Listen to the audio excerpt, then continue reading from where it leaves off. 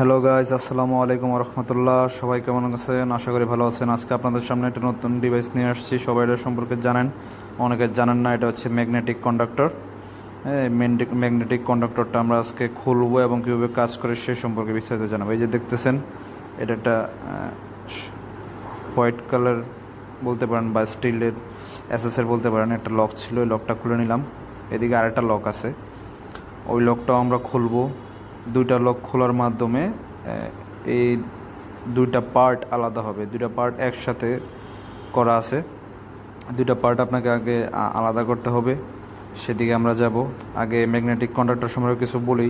Magnetic conductor হচ্ছে একটি electromagnetic switching device. এটি চৌম্বকীয় পদ্ধতিতে লাইনকে সংযোগ ও বিচ্ছিন্ন করে থাকে, অর্থাৎ ধরেন ওপেন আর ক্লোজ করেন। এই যে দেখেন, আমি খুলে ফেললাম। এটা স্প্রিং আছে, দেখেন স্প্রিংটি দেখতে পাচ্ছেন।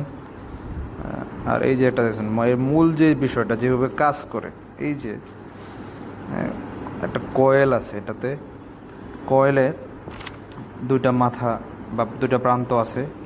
একটাকে বলা হয় A1 A2। ওই সম্পর্কে আপনাকে জানাবো, কীভাবে কয়েল কাজ করে সেটাও জানাবো। দেখলেন তো আমি কীভাবে খুললাম। এটা না খুললে আপনারা ভালোভাবে বুঝতে পারবেন না, তাই খুলে নেব। এই যে দেখতেছেন, আমি যেটা খুললাম এটা হচ্ছে কয়েল। মূলত কাজ হচ্ছে এটার কাজ, এই যে এই দুইটা প্রান্ত দেখতেছেন, দেখেন কয়েলের একটি প্রান্ত একটার সাথে সংযুক্ত এবং অপর আরেকটি প্রান্ত আরেকটা স্লটের সাথে সংযুক্ত। এই দুইটা স্লটকে বলা হয় A1 A2। এই দুটো স্লট বেসিক্যালি আপনি যখন তোমার কন্ডাক্টর হাতে নেবেন তখন দেখবেন নিচে দেওয়া আছে যে কোনো পাশে। A1 A2 হচ্ছে কয়েলের দুই প্রান্ত।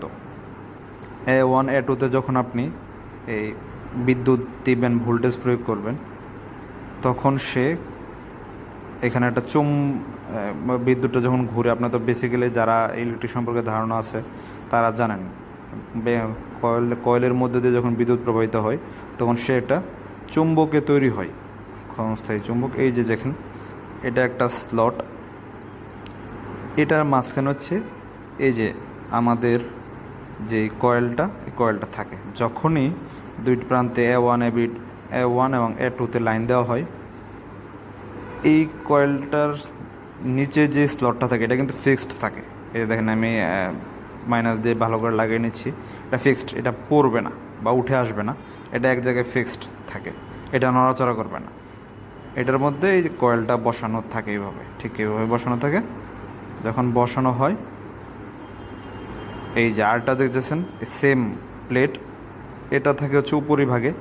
এই উপরভাগের সেম প্লেটটাই মূলত সে উঠানামা